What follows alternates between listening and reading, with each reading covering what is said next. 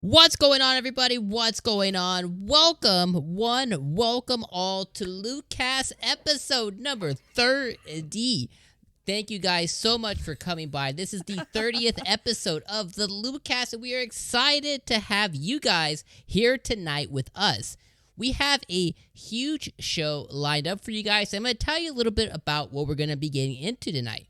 But real quick, guys, if you guys didn't know already, we are on Spotify. Yes, that means we are easily accessible by your fingers. That means you can touch us, basically, kind of metaphorically, through the digital universe.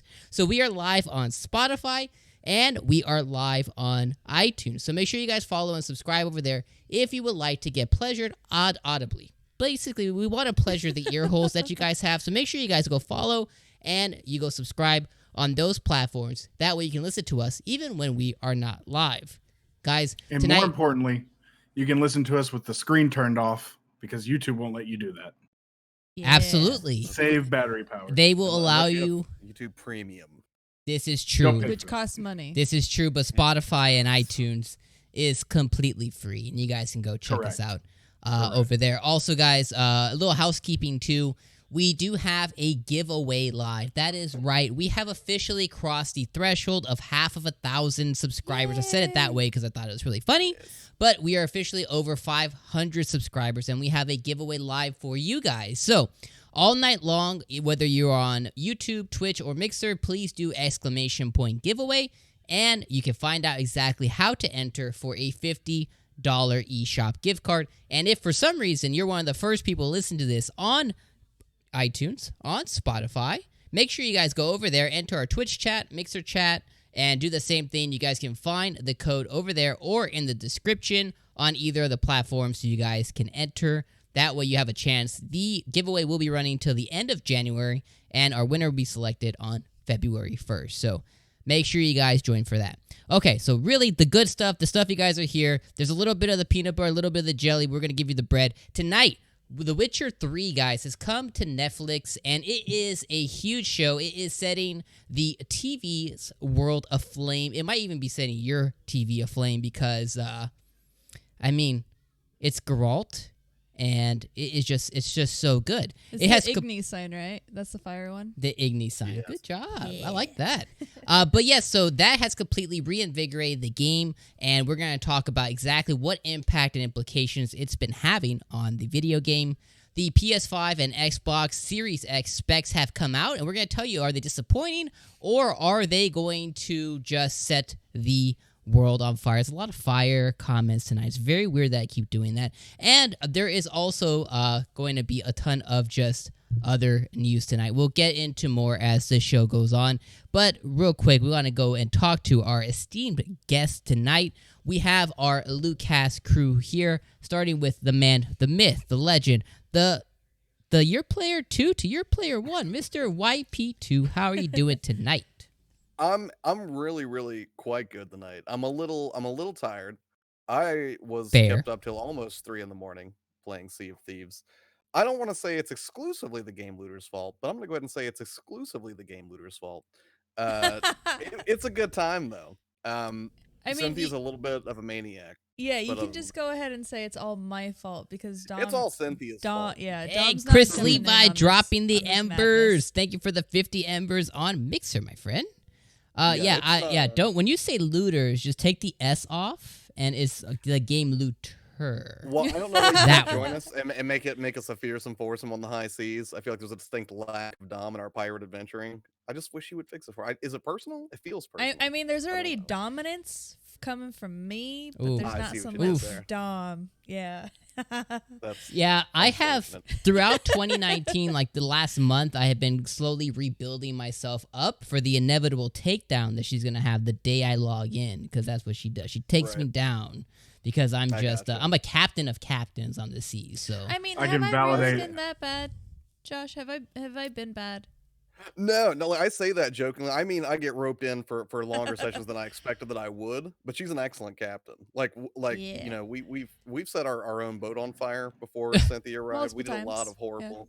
We tried to take down rival ships and failed miserably. And like my favorite example of this was actually one of the first sessions we played there, and it was funny because you did this so diplomatically. Like there was like a skelly ship that comes out of the water, right? And I'm fairly new to the game at this point, and my first instinct is to go to the cannon, and not in a mean way, but in a very direct way. Cynthia's like, "Oh, would you like me to work the cannon instead?" It was like very kindly put, and immediately I was like, "That's a smart thing to do." So we did that, and then like she just instantly, I've never seen anybody destroy something so efficiently in any video game. And you would think like with rising and falling waves and like the erratic behavior of skeletons that pilot a ship, that would be quite an undertaking, but you made it look so easy. You instantly just wrecked this ship. Well, we And then took I out was 3 more yesterday. terrified than normal. Yeah, yesterday. Yeah, last night was good. I mean, we laid many skellies to a watery grave. It was awesome. So that's what I've been up to. It was Taking yesterday. orders. It was fun. I mean, taking orders. I think Monopo. I think you might have had some input there on the Captain Dom and his many plunders. Oh no, nothing. I could just validate that.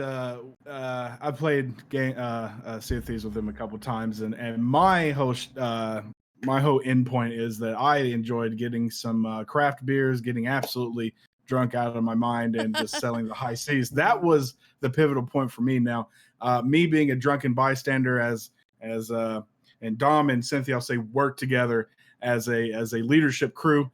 It was definitely volatile, but hey, we got shit done and we got back with loot. I don't know how it happened, but we did. I think we ran the boat into islands a few times, and there were some explosions. That happens.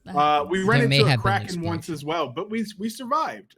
So you don't have to speak too illy of, because they are definitely it's a powerful experience. Let's put it that way. I'll powerful. say.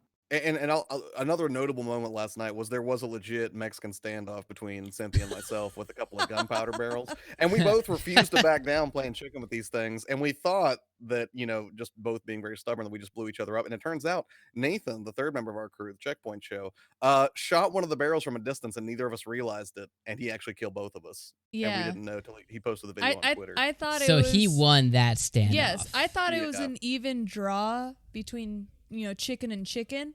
And no, it was definitely not a merciless death. Yeah. I mean, he took mutiny to a fiery new height. Yeah, it wasn't until it was like, hey, Jake guys, Miller. I check agree. Twitter, and we're like, what? And then we're like, that's how it went down. We're like, okay. So chat makes a very good point. So drunken boat driving is very frowned upon in the real life. So just make sure these plunders don't dip over IRL. So the funny part was there should be no funny part to that. Should be just drive boat safe. No. We actually drove. Oh, is Chris talking? On mute? Yeah. Oh, sorry. Yeah, I was the one that was drunken. I was not driving the boat. Trust me, it would have went even worse. I was absolutely worthless. And he was drunk in the game and in real life. It was like true. It was a drunkception. Dom and I just he played some music and sang some songs, and I was there with him playing the fiddle, and that was the most I remember there. So I actually got drunk a little bit yesterday too in game, and the funny part was I kept trying to throw my vomit on Josh. Or catch his vomit. Which wouldn't have been so bad except for the fact that at the same time she's like drunk, rambling, and like kind of hobbling around the ship. Yeah. She tasked me with repairing the deck because we were taking damage. We were taking on water and probably gonna sink. And then she's drunk. She throws up, and when you get thrown up on in this game, you lose all your vision for about 10 seconds. You can't see anything. Your screen's covered in puke. So that was a fun little challenge from our captain. Yeah, it was fun for sure. Yeah. Yo, what's up, Jedi? Welcome to the stream. Well, that leaves definitely more to come. That leads me over into the narrator himself, Mr. Mono Menopulse, Mr. Jedi Menno himself. What's up, man? How you doing? Welcome back for another week. What you been up to in 2020, buddy? 2020, man, working. It's been a little slow though. It's been nice, but no, I'm good. Great. Good to be back on the first podcast of the year, episode 30, no less. It's crazy. 30 dirty. It's crazy to think of how far we come, especially since I've gone back and now I'm in the process of archiving and putting all of our old episodes on Spotify. It's like, man, that glow up, it's real. But for me, my week has been pretty casual. Been playing a little bit of Pokemon. Been playing a little bit of Jedi Fallen Order, and gotten back on some flight sims and been having some fun with that too. But it's been pretty chill, pretty fun, and we're just taking it easy. Good 2020. Cool. What do you have planned? So I know we're gonna be talking about games coming in January later on in the show, but is there anything in 2020 maybe that we are not gonna be talking about tonight that you kind of like are really hyped for this year to really jump into video game wise? March is gonna be that March time frame is gonna be a wallet killer. Luckily, I've got at least I think a couple of the games. I mean, I'm gonna be on board for Cyberpunk, Doom, Resident Evil 3, and Final Fantasy VII Remake for sure. And I know that those are all big ticket items that everybody's pretty much in on. 2020 should be the release of that Microsoft Flight Simulator as well, so I'll be on board there, whatever that costs. Me too. It's that is absolutely gorgeous. I didn't get into alpha. I checked my profile again. I'm still waiting, maybe beta, but that's what I'm looking for as of now. But we got to get to spring. Right now, January, February is pretty. I guess March is still Q1 though, right? So we're just looking to the back end of Q1. So I think the cool thing too is because now you're an Xbox Game Pass subscriber, Flight Sim more than likely is going to be on that. So that will probably hurt your pocket very minimally.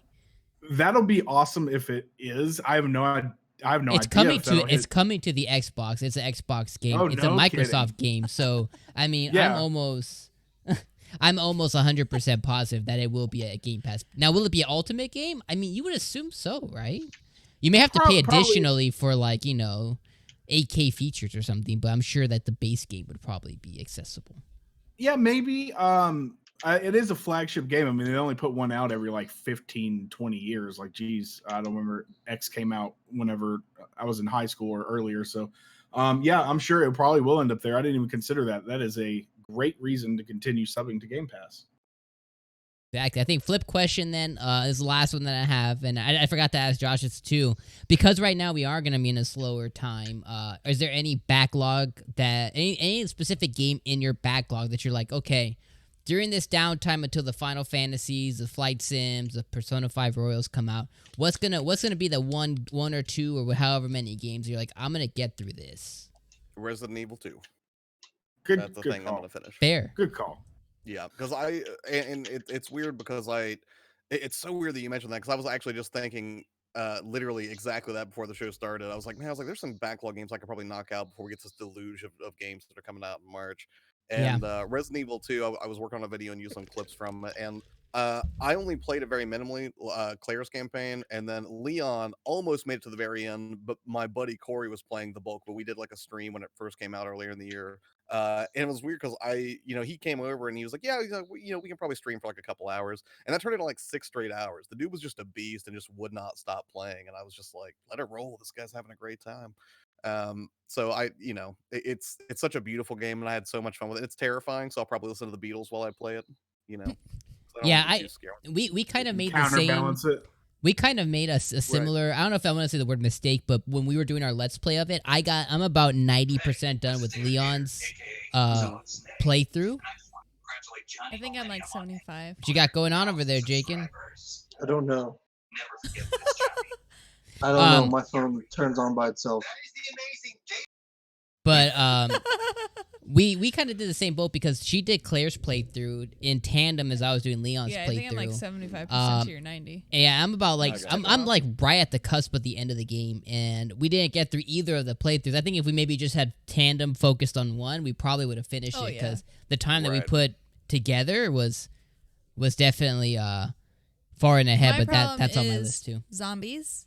I hate jump scares, and that's all this game is damn zombies. I would be curious to watch you react to a jump scare, though. I mean, I heard you freak out screaming bloody murder over a deck fire. So, jump scares got to be tremendously entertaining. Did you not watch me play Blair Witch? I thought you did. A little bit. a little bit. Oh yeah, because you were playing it too. I was playing it too, and it's weird. I feel like there's not as many jump scares as I would have expected from Blair Witch. Actually, it's a lot of walking. It's more of just a eerie build up for Blair Witch. Right, but no, I mean when it came to Resident Evil, holy crap. I mean, there was zombies at every given corner, and I was like, what's going on? And then when I was dealing with the giant Mr. guy, what's his name? Right. Mr. X? Yeah. Yeah, Mr. X, right. Just following me around the police station, that was like the worst ever. Like in the clock tower, you can still hear him. Even though he never comes into the clock tower, it never made me feel good because I was like, the second I leave this room, he's going to be right there and he's going to just like kill me. So yeah, it was pretty intense. Yeah, and that's the thing about that game in particular. I think that really makes me want to finish that. Is I said that it was masterful, and I think it sets the baseline for what we should expect from a modern remake of a game. Yeah, and I liked it's so suffocating. And like even if you're just like even early on before you meet Mr. X, like if you're just in a room, you constantly hear like footsteps or ambient noise that makes you uncomfortable. Like it's an incredibly oppressive game. Like it feels very the stupid zombies just coming out everywhere. It's like, I thought I cleared this area. Where the hell are they coming from? Right. Yeah, it was bad. Jake, and I feel like you had something to say.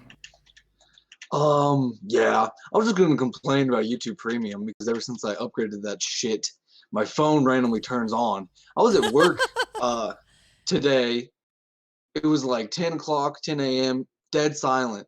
My freaking district manager is there. All of a sudden you hear Shannon Sharp's big ass mouth just echoing from the fucking break room. They're just like they look straight at me. You're like, how is it my fault? My phone's not even on me.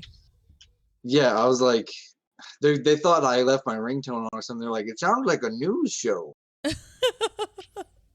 you have an iPhone? No, I have a S9 Plus. Oh, yeah, gotcha. Well, same difference. Just make sure you yeet your YouTube app away so it doesn't continuously play. It's stupid, dude, and it puts it on a video I wasn't even watching. Like, shout out to Happy Console Gamer, but I wasn't watching your fucking video, dude. even though you are delightful, I have seen that previously. He is delightful. That's funny. So, real quick, Jake, I'll get into you. Mono, any backlog? Anything that you're getting off of your backlog within the next month or so?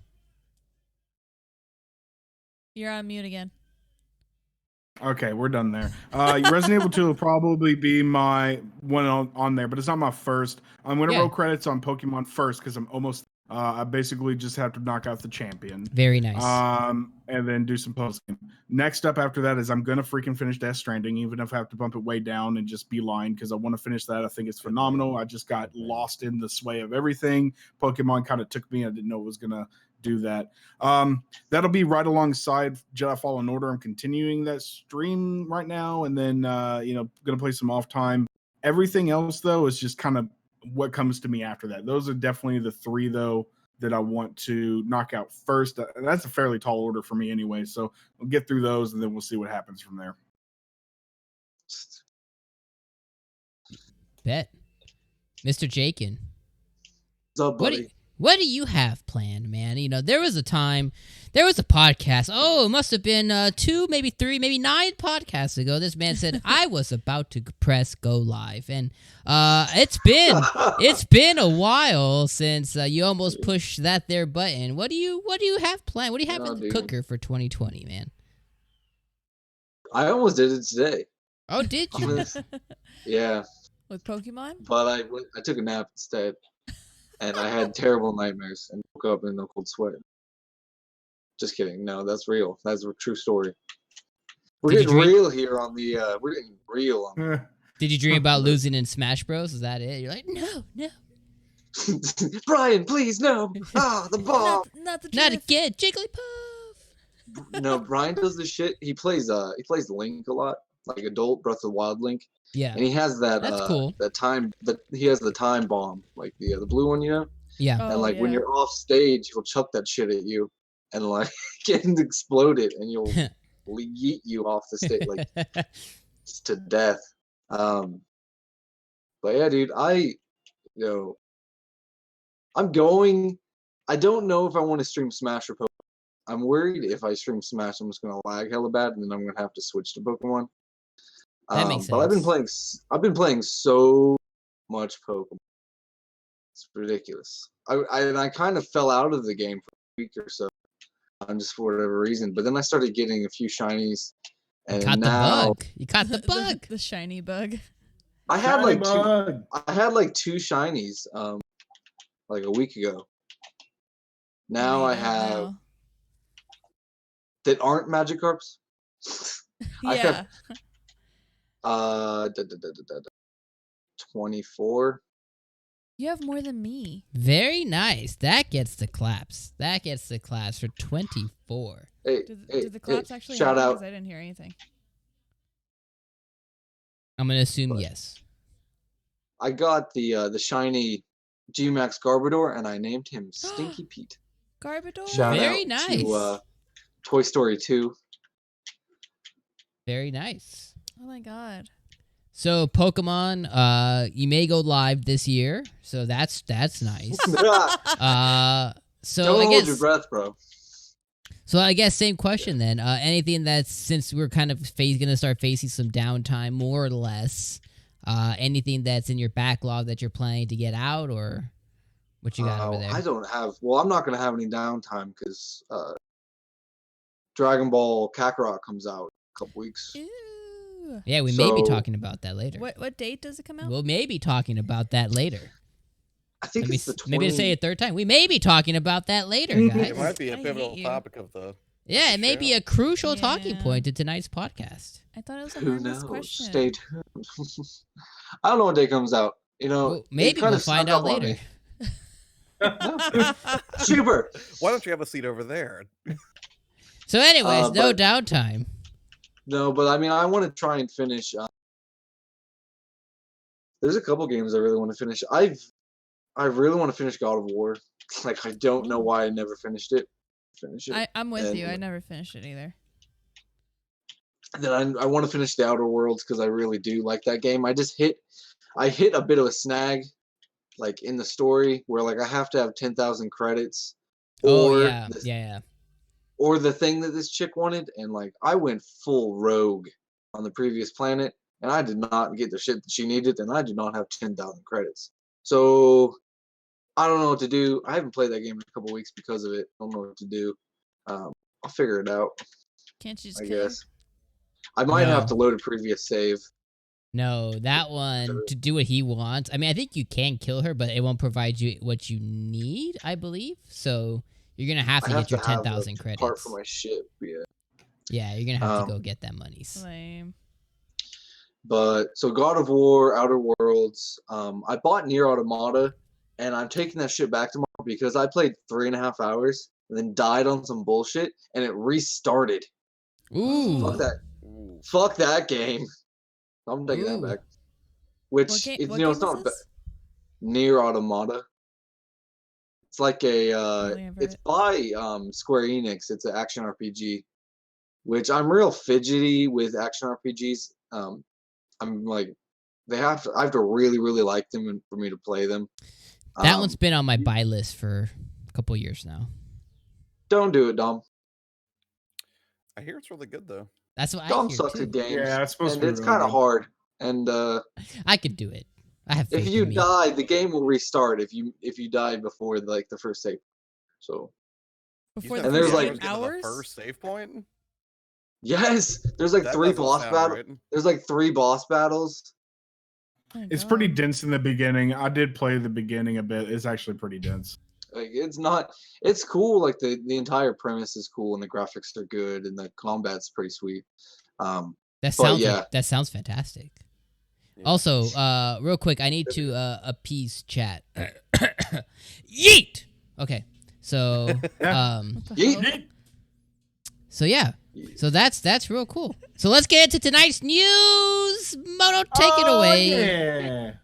All right. Well, we got some news cooking up for you as always. And the lead topic was the first thing we opened up with tonight, and that is the fuego, the hype. Probably more hype than it's ever had. Thanks to Netflix, The Witcher which has made The Witcher 3 way more popular. And this is coming from The Verge. So this was reported by Kotaku yesterday that over on Steam, The Witcher 3 Wild Hunt, a great game, set a new active player count record with 94,000 concurrent people playing the game. And that's on Steam alone. We don't even know how many people are playing on Switcher and whatnot else, which came out 4 years ago. And that is a 93% jump from the previous month. Wow. Over on Twitch, the bump was equally as large. According to Twitch metrics, The Witcher 3 had a peak of 31,000 viewers that week alone. Back in October, the game was averaging around 400 viewers a day, or give or take. That's enough to have made the game 63rd most popular on Twitch this month and the 45th most streamed. So it's amazing what a little brand boost can do when you give some alternative media sources. Right now, I haven't personally partaken in the Witcher series yet, either by video game or by watching it. But my significant other said she watched it, it was good, and she has The Witcher 1 and 2. I rounded it off by when the winter sale was available. I did go ahead and buy Wild Hunt. I've been directed that Wild Hunt is the best of the series, so I'll probably just start there. But it definitely, it got my wallet. It got our household's wallet. So I'm interested once I get there. But as Dom said, I need to have an open plate to really, truly appreciate The Witcher. And I can sense that. That's not the first time I've heard that. I have that game downloaded on Game Pass. And I have not loaded it up because I'm afraid of it. So I would heed the same warning that I did to Chris, and it needs to be one of your main and only games for a while to really appreciate it. Because if you're gonna dedicate an hour to even 10, I would still say wait on it. Yeah. Because it's not enough time. It's a very depending, unless you play on easy to where you flick somebody and they die. You breathe on them. I would. It's not a easy game to get back to if you wait 2-3 weeks and you've played other games or something. It'll immediately you will be, what was I doing? Where am I at? Where am I going? I would agree with that. And that's the thing, I'm somebody who streams it weekly, and even after a week, I'll come back and be like, what was I doing? I'll have to go back and look at the previous stream to kind of remember what the last thing I did was and where to jump back in. But it is an amazing time. Yes. Well, that's what happened to me and Dom. What were we playing on? Xbox? Yeah, we had originally bought it in 2015 on the Xbox. Yeah, and both me and him, it even got to the point to where we progressed so far into the game. I repeated it 3 times. And then we restarted it because we got stuck on this one mission and we couldn't defeat it or complete it, and we're like, what the hell? And so we restarted it, and then on my second retry I got stuck in the same exact mission. I was like, fuck this. And then when Dom got it on the Switch, I was like, you're gonna have the same problem. And he passed it like nothing, and I was like, whatever. And so I've seen not only Dom but you, Josh, progress so much further into the game.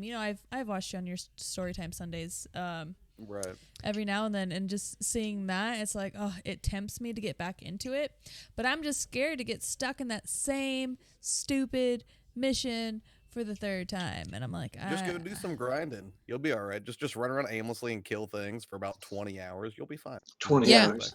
I think too, to get your money's worth, I think 30 to 40 hours in the game, if you mostly main the story, is probably a pretty good chunk of game to get your money's worth. And the game is still going to give you another 100 on top of that.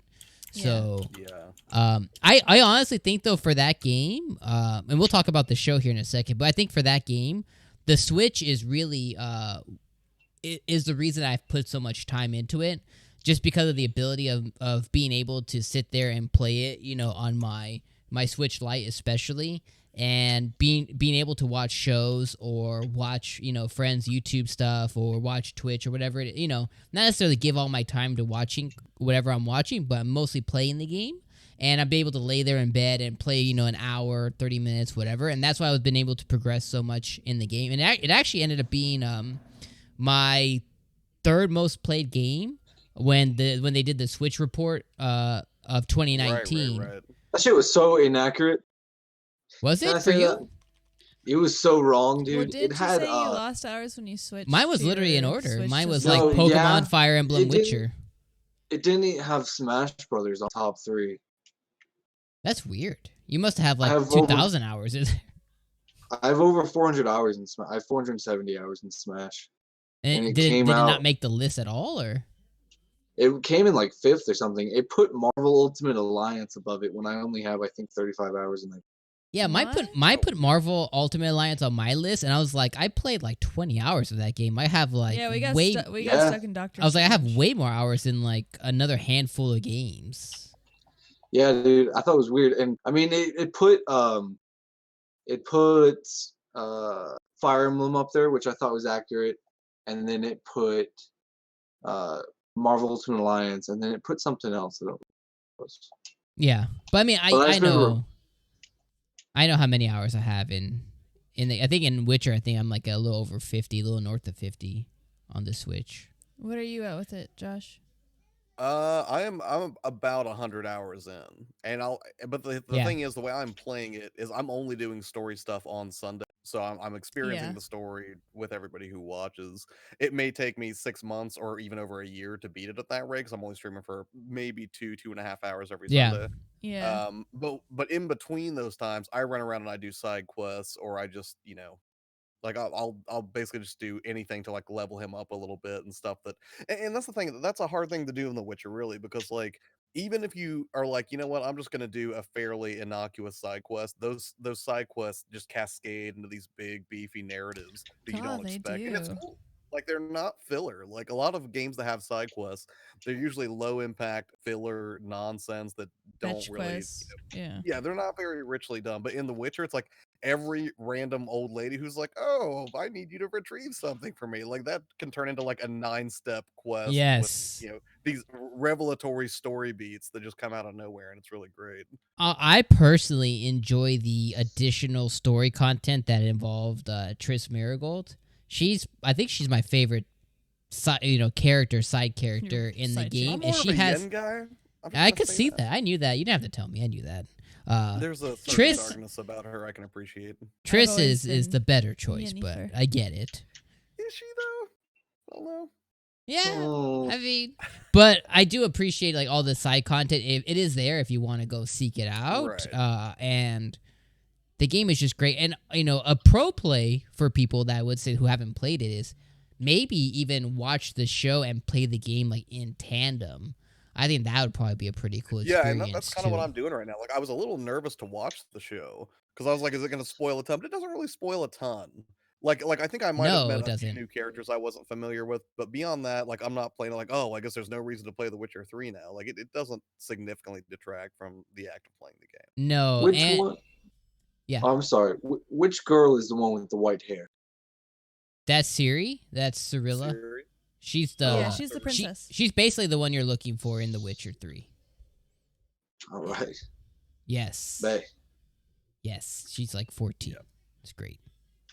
Yeah. Oh shit. She is 14. She does shit type. Mm. I have a terrible memory. I No, I'm don't just remember kidding. what she looked like. I just remember. But I thought there was who was the chick that Josh? Do you remember that she was a singer in the bar? Oh, And, I don't remember that character's name. I don't think she's shown up in the show though.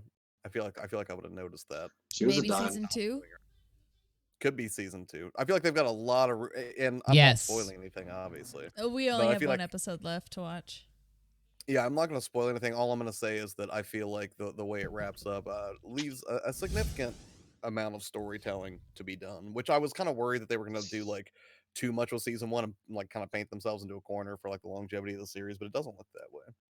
No, and what I have a couple of interesting anecdotal stuff for it too. I think they are taking it's not just the game that they're following, it's not just the book. They're kind of creating like their own sub-Witcher storyline that falls somewhere in between the book and the game, because there's a lot of things that don't necessarily follow the game, but they also, if you look up, they don't follow the book either. So I think it's real interesting on how they're presenting.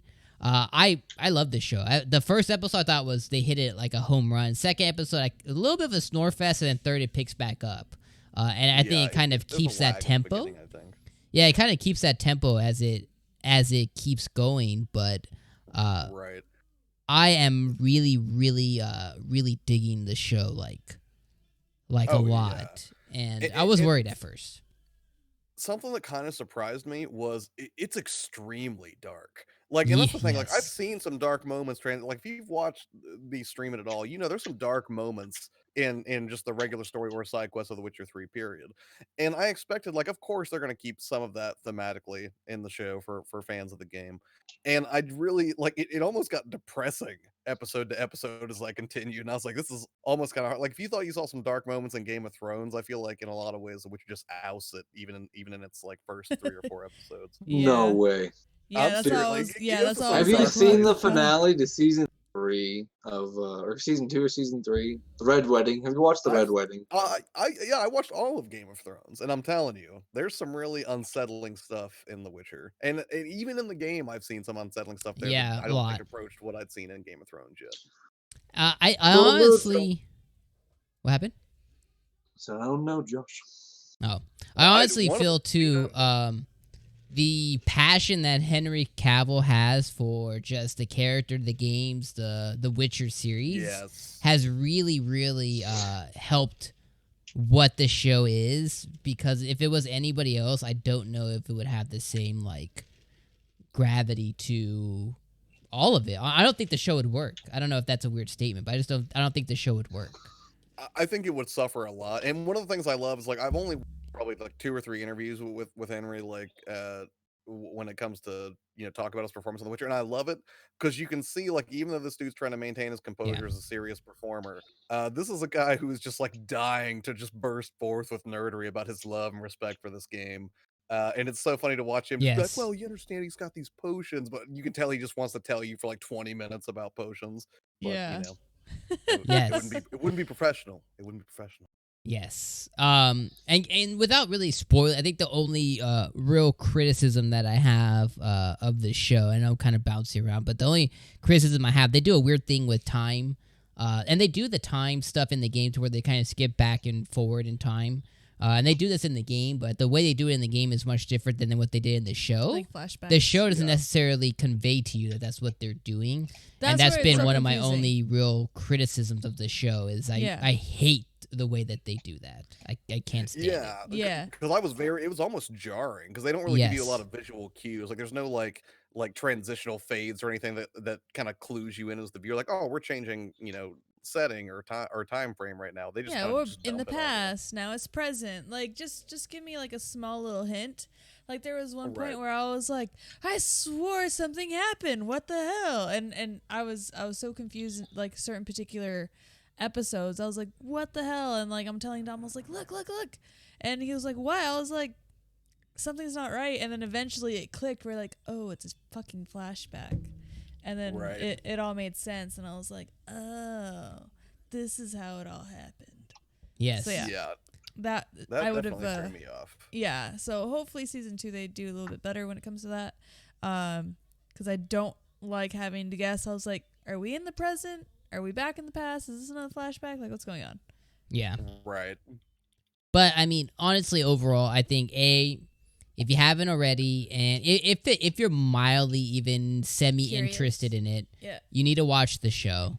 I don't think the show spoils the game. Viewer But discretion is advised. The most of the thing, much like our podcast, but just like the show, the game is something that you need to experience and play. Because if I flash back 4 years ago, I don't necessarily have the same opinion of it.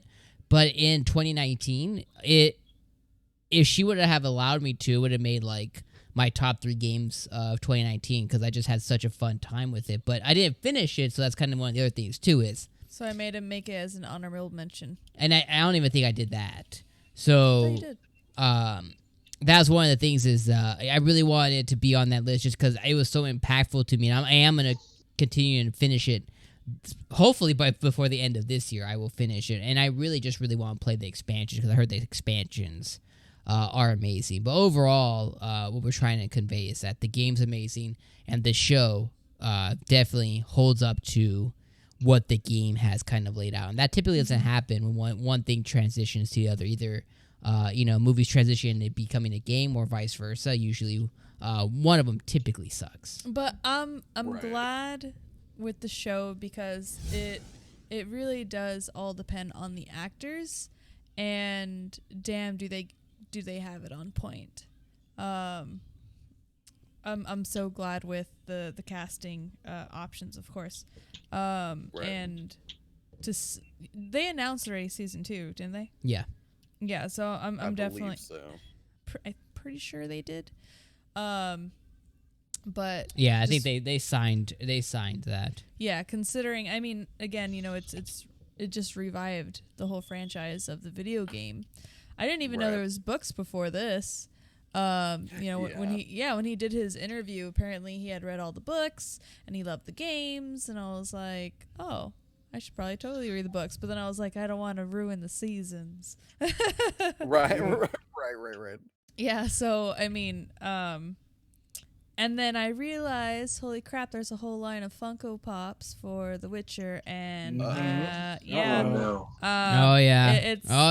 it's begun. Today was, I mean, mind you, I already have Siri. She's not there no more. No, these are my hero ones now. Yeah, well, I got Siri from E3 last year. I don't know if you saw her. She was I don't think so. Yeah, at E3 last year, there was a special edition glow-in-the-dark Siri alongside Kate from Gears of 5, right? And so those were the two that I picked up. Because I was like, oh, I love Siris from The Witcher, right? Right. Today, tell me why I didn't realize that there was a new Geralt Funko Pop, or Geralt, from GameStop. Very and cool. it's literally him with the little Igni sign. Oh, nice. Yeah, and I was like, I spam Igni so hard in that game too. yeah, so now I'm like, to. fuck. So yeah, I'm in a deep hole now. Well, speaking about being in deep holes, CD Projekt Red was also in a deep hole by the author of the books, but they seem to have climbed out of it. Isn't that right, Chris? That's absolutely correct. I will not make a comment on that transition. We are a small family show here. It's the best I could do with what I was given. I gave my own transition earlier about signing, and I was gonna immediately go like, who else signed something? Yeah. But then they went on about Funko Pops. This one's what? Give a man a whole transition for one day. Teach a man a transition for life. Anyway, CD Projekt Red signs new agreement with The Witcher author, ending a dispute, thus digging them out of the aforementioned hole we talked about. CD Projekt has ended its disagreement with The Witcher author, Andrzej Sapkowski. Okay, we're moving on. Just say it once and stick to your guns. Yeah, man, it's terrible. The game developer will continue to have the rights to the IP in video games, graphic novels, board games, and merchandise. This is in quotes. We've always admired the author's works, a great inspiration to the team here at CD Projekt Red, said President and Joint CEO Adam Kaczynski in a statement. I believe today marks a new stage in our continued relationship. He later told Eurogamer about the deals, saying I was stupid enough to sell them the rights to all my novels. They offended me, offered me a percentage of the profits. I said, no, there will be no profits at all. Give me all my money now, the whole amount. It was stupid, and I was stupid enough to leave the success of everything in their hands. But who could foresee the success? I could not. And I get that. Coming from an author, like coming from an artist, right? When you create art, whether it be music or whatever Painting, media it is, book, painting, how are you ever going to know that something blows up to be a 3-part multimedia series? Now, if you're a smart businessman or a person which you may or may not be, you may try to, you would think you would set up your contract for that future site just in case. But if you're a starving artist, you have no idea who could ever foresee that. So I kind of get that plight as well. But it's kind of cool that they came to an agreement, because I also think that he's responsible. They're both kind of mutually responsible for the success. Yes, he created the universe, but they propelled it. So good on them. Like he started the baby. What really got me super excited about this is with the release of imminent release of Cyberpunk this year, which is probably going to be fantastic and amazing. One of the things that people have not had answered and has gone unanswered is, will there be a Witcher 4?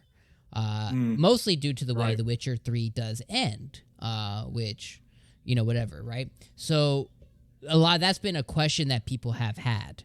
Now this kind of cemented in that the answer is going to be yes. And that's what's really exciting, is that we won't see the end of Geralt's adventures. And that's what's really cool, is knowing that sometime in the future on Xbox Series XXX or whatever it's going to be, that there will be a Witcher 4. So that's what makes me really excited about this deal happening, is knowing that the future of the Witcher series in the game form will now definitely happen. And alongside with what we just talked about, the Netflix series and that success, this brand is going to be more recognizable with a broader audience. So the faster they get a Witcher 4 out, the faster CD Projekt Red makes money, because now they have more brand recognition because of how many everyday people are they just have Netflix and they're watching it for the first time, and maybe they have a PlayStation with Madden on it. Now when Witcher 4 comes out, there's brand recognition there. Guess what they're going to buy? They're going to try out The Witcher. You know what I mean? Yeah. So that's awesome. And that's the thing, like, I have a lot of respect for CD Projekt Red. Like, until The Witcher 3, I had not played, I don't think, I'm looking at a list of their games right now. I had not played any of their prior releases, which mainly seems to be the Witcher games and Cyberpunk 2077 whenever it drops this year. But one of the things I noticed about them is they seem to be so outrageously consumer friendly. I love that. I love the fact that they're the kind of developer that's like, when it's done, and not sooner. Whenever we're comfortable with it and it reaches that benchmark or that level of quality that we're at peace with, that's when it'll come out. But then also, particularly for the Switch release, I love that they didn't phone it in. Not only did they throw in extra physical goodies like the stickers and the map and everything, and this really nice like note talking about the pride they put they have in their game, but then on top of that, they went that extra mile where it was like, we're not going to inconvenience the consumer one iota to save a few bucks. They put the whole thing and all of its expansions on the card. There is nothing when you first start that game that's like, now they may do a performance patch at some point, but there was nothing like, okay, well, you got to download 18 gigs worth of content to get the full experience. It was just all on there, ready to go on a higher capacity card, and I love that. That's why I really like CD. Agreed. They really set the bar with all of their projects. That's what makes me so excited about Cyberpunk, is even if it doesn't necessarily kind of tickle my fancy of games, just because I when it comes to my adventure games, I kind of tend to stray away from first person. I'm the monster that played Skyrim in third person only, so it really doesn't. Yes. Period. That's just who I am, and I'm proud of it. Yeah. At me on Twitter, Discord, follow us, subscribe. Is that a Mass Effect thing? Yeah, a little bit. And it just kind of followed me through everything, as I just prefer to play third person. So like when Jedi came out this past year, I was like, oh yeah, absolutely. I'm just not really a first person guy. Even in Destiny, I primarily use a sword because I'm looking in third person, and then I swap to my gun to do whatever I'm doing. That's just the way I play games. I heard that you're going to be able to switch between first and with the amount of customization that's supposed to be in that game, I hope so. I feel like that'd be a real. I swear I heard that somewhere. It's the opposite. They had that in originally, but at E3 they had interviews that said that they made it an artistic decision to do first person only. That's why like some of the cutscenes had changed. That's why I started. My hype for it went from like 12 to like, well, it's gonna be good. It's like a 7. I'm still at 9, like a 9 or a 10. It's not gonna be. It's not my most anticipated game for next year, but it's pretty up there. I'd say it's top 3. It's gonna be good. Also, Donald, did you trim your beard? He did. Yes, I did. Kind of disappointed. Yes, I did. I went out today and I trimmed it down. Yeah, he like the second he came home, he's like, "Look at what I did." I was like, "What the fuck is wrong with you?" I was like, "Never cut it this short ever again." I just can't grab you by it and then hit you with a strong elbow. I can't even grab it. Like, it's that short. It'll be back in like a freaky couple of weeks. Yeah, no, I don't like it. It's too short. Clean it up. I was trying to, for 2020, I was trying to shave a couple of years off me. I think I succeeded, so. No. Did you get a haircut and a beard trim? You piece of shit. Look at that. Look at that. Look at that. Sharp, boys. Thank you. Had to be fly for today's episode because we have our giveaway. Exclamation point giveaway in the chat. I look like a homeless person. with a bandana. At least your hair is feathered nicely. This is true. Oh yeah, I like the color orange, and I saw this bandana on my table. The fact that you have so Color many orange, bandana the options is lesbian jail concerning. ladies? I do. I have like 5 or 6 bandanas. I believe that. Plethora. I believe that. Do you have maybe 12? No, I wouldn't say that many. No, 12's too many.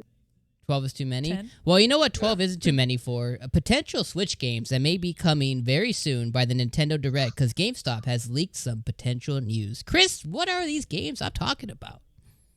Well, we got a slew of unreleased SKUs or available SKUs, so we don't really know. Is Nintendo Direct coming? We have no idea. GameStop listing reveals potential new Switch SKUs. And there's a ton, right? So we don't actually pick up. There's some releases in January on or what have you, but there's these whole slew of SKUs here. From 12/31, it says available SKU, and they're all kind of not blacked out, but they're all not named. So could Nintendo have some new Switch console in the works, or maybe new bundles? If you have yet to hop on the Switch bandwagon, you'd be interested to learn that a tweet by Yu Kami has shared a photo with allegedly GameStop's internal system showing these available SKUs. So hearsay, speculation, we don't know, but I mean, a lot of times, I think historically this has kind of happened a bit like right before a new Nintendo Direct drops. Yeah. So that's kind of why I put this on the list. I wanted to hear what everybody had to kind of say about, A, do you guys think Direct is imminent this month? And B, what can Nintendo potentially be announcing, considering these are new Horizon. SKUs? Animal Crossing. I mean, yeah. Prime Trilogy. Maybe. I mean, literally, because how Animal Crossing comes out in, 3 months now? Yeah. Hashtag delay it. Well, no. Hashtag no. I'm Well, getting why? no. If another delay, hopefully not. Nah, it's not happening. No, it should be. I know. The box art came out. It's because final. they just had an announcement yesterday of a little cute trailer, with Mr. Nook, showing off, the island package getaway, and so I honestly think this is their last shot. So like this month to do just one more ramp up, for the actual game before it comes out in March. Now, with that, I really hope, because didn't like Pokemon also show like a new, the console there like before the game actually came out, like because I really want a new Switch Lite or Switch with Animal Crossing decal on it. It may happen. Yeah, So I think that's a possibility. They did that with the 3DS, didn't they? And the DS. Yeah. So I honestly think it'll happen. I really hope it happens. If they do a Direct this month, though, I do think it is too early for them to talk about Animal Crossing. I think they'll probably dedicate a Direct just to Animal Crossing, like they've done for Smash, like they've done for Pokemon, like they've done for Xenoblade. They've always kind of dedicated like one 30-minute episode to kind of go run you through the whole world. And that'll probably come closer to the release. It's usually 2-3 weeks out from the release. You're saying that would probably come out in March then? Probably right before end of February sometime. And that may not necessarily be called a direct, but they've done that. So what do you think is gonna be on there if we're not gonna see Animal Crossing? I can't think of anything that's even been sort of hinted at or had. I've not followed like super closely on the Switch games, but I don't know what it could come out. Are we missing another fighter for Smash? Yeah, so they set themselves a deadline for February of 2020 when they first announced the DLC. So you would think that they would announce it this month, or they may do they may just do a completely different a Smash Direct separately. What if this is the Smash Direct and they're just doing extras? I feel like they have games they need to announce for summer, because you think about it, there's going to be, they need to get stuff out for around E3 time, and they can't do a Direct before E3 because there's going to be another Direct to E3. So they need to announce their stuff for June, July, Yeah. August. So, it's going to be interesting. I have no idea what they're going to announce for June or July. I can't think of anything really. A lot of people are throwing around ideas of everyone that I see, everyone wants Pikmin 4 or like a port of Pikmin 3. That's one that I hear a lot, and I could see that as a summer game. It's inevitable. I'll pass on that one. It is. I also want some more ports off the Wii U just because I didn't get the Wii U. I'm fine with Wonderful 101 is something that looks really good, something that looks fun. I would like that. It's okay. I don't know if they'll do it, but is it okay? It's okay. I don't know why people like that game so much. I personally, I have it in the collection. It was okay. I'll steal this one from Big Time Mark. Definitely something for Zelda, the Breath of the Wild #2. No. Oh, yeah. I could see that. I think that's gonna be E3. Yeah, I think that would be E3 too. I say they E3. show it, but then demo at E3.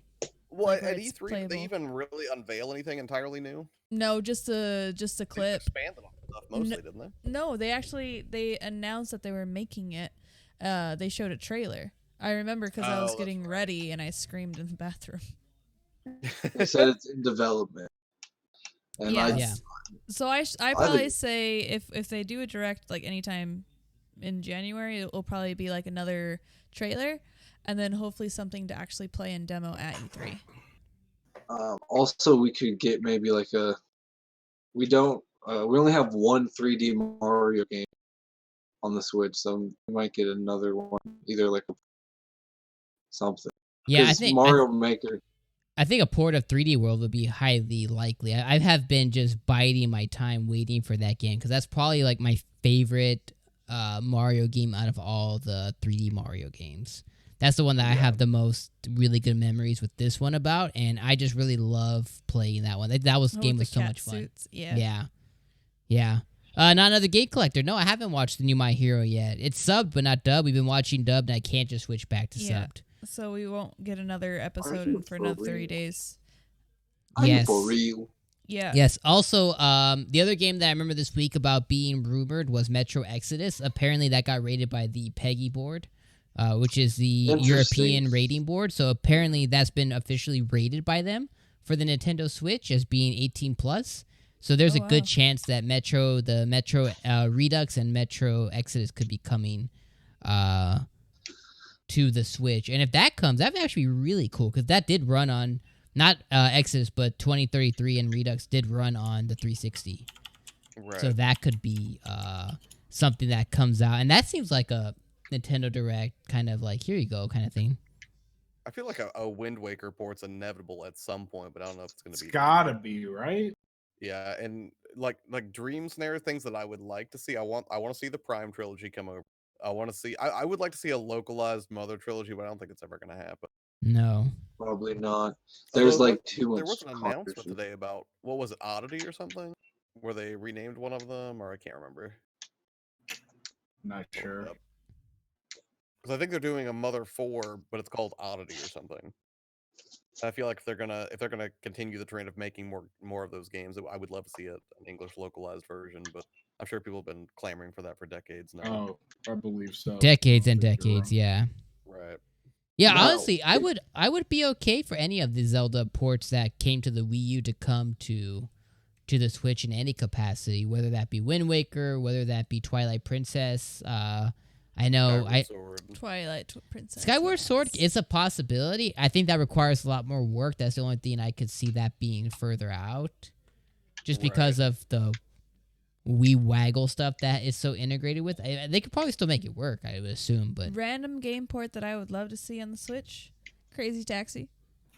Ooh, I'm okay with that. I would love to. One of my favorite Dreamcast games. Exactly. Loved it. Crazy Taxi did come to the GameCube back in the day too. It did. Yeah, I think it had a PS2 port as well, didn't it? The original one. I had it hacked on an Xbox. That was pretty funny. Ooh. But yeah, I think I would love to have that on Switch.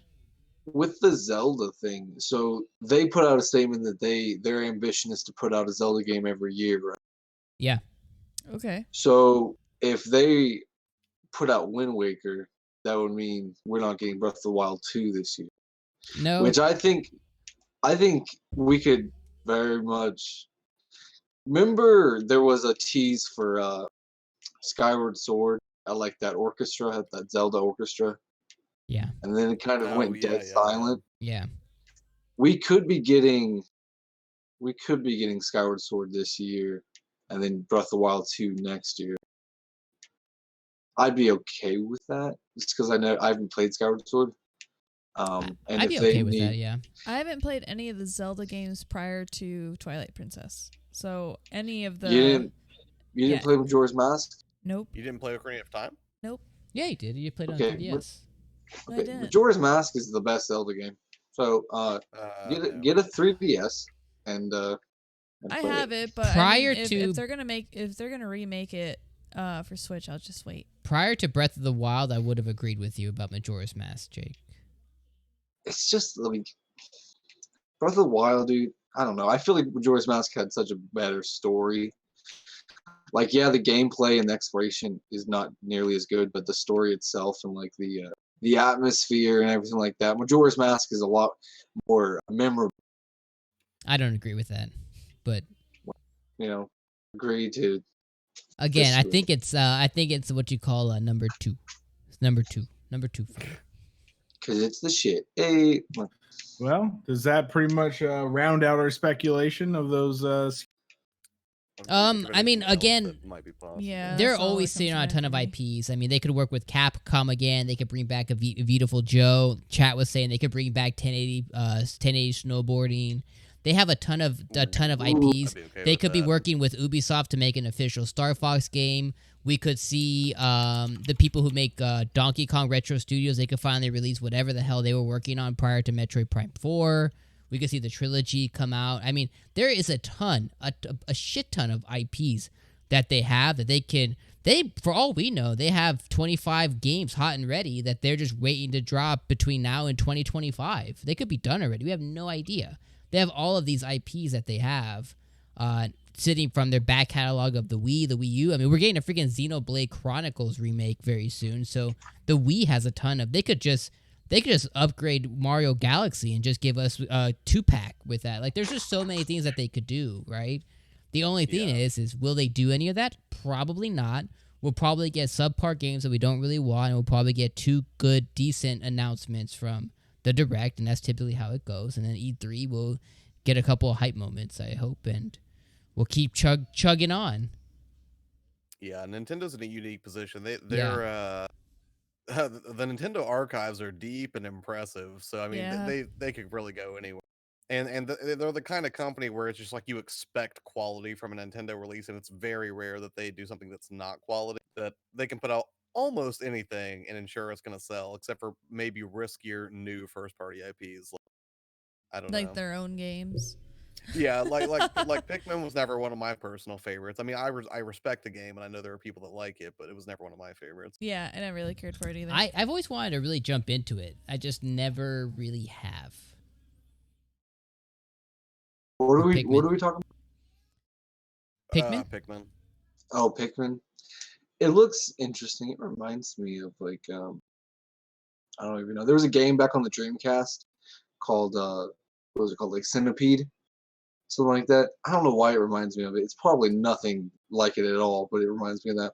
It's just like a strategy RTS game with a very cute Nintendo layover on it. That's basically just what it is. It's just a strategy, like RTS style game. I had it on the GameCube, but during that time I was playing Smash, Luigi's Mansion, RE4. Like, I just didn't really ever give it the time of day. Yeah, and it's been on my list of games that I've heard people say, like, you have to play it, and I'm sure there's really good reasons why. So maybe we'll get that. I'll be cool with 3 or 4. Christopher Mendez in the chat saying, if we think about last year's Winter Direct, it focused on Fire Emblem 3 Houses, Luigi's Mansion, Astral Chain, Yoshi's Crafter World, and Mario Maker 2, with several of them being revealed in it. So yeah, mostly summer games, right? August. So June, might July, be onto something there. Might be onto something there. Dude, well, a lot of those games, well, like Fire Emblem, we knew about. Mario Maker, we didn't know about. What were some other ones that came out? Yoshi, we knew about. Yoshi, we knew about, yeah. Marvel Um, Ultimate Alliance, we knew about. We knew about. What do we know about right now? We know about Animal Crossing Yep. and Breath of the About it. Wild 2. Oh, yeah. We know Well- about Persona 5 Scramble coming. Bravely Second is coming at some point. Hopefully Yes. that comes out in the summer. That would be badass. If Bravely Second drops like in early June or mid June, I would lose my shit. That'd be cool. It'd be a cool summer game. But I don't know. We'll have to wait and see. We will have to, yeah. We'll have to wait and see. But hopefully, I think overall, hopefully we do get a Nintendo Direct sometime in January. But, really, besides Nintendo Direct and speculation, there are some games that we can 100% play in January. Chris, what kind of games are we playing this month? Well, yeah, there's always the speculation, but coming in January, we absolutely have a handful of major games making their way to the platform. Well, major to some, minor to some, but it's kind of the calm before the March storm. Up first, we have Bandai Namco's Dragon Ball RPG, Dragon Ball Z Kakarot hits PS4, Xbox One, and PC on January 17th. Heck yeah. Oh, the 17th. Ooh, it's going to Yes. be my birthday present. Yes, so Dragon Ball Z Kakarot. So I have some thoughts on this game, but what are you guys' temperature on Kakarot dropping in a Hot. couple weeks? Caliente. More kidding. You said temperature. I'm not into the Dragon Ball universe. To each their own. It's fine. I've just never really gotten into it, so I'll probably be passing on this one. But I know it's probably pretty hype for those who are into the universe. It's gonna be fun, dude. I liked Dragon Ball Fighters until Jaken got better than me at it. Which was almost, now I'm very which excited. was almost immediately.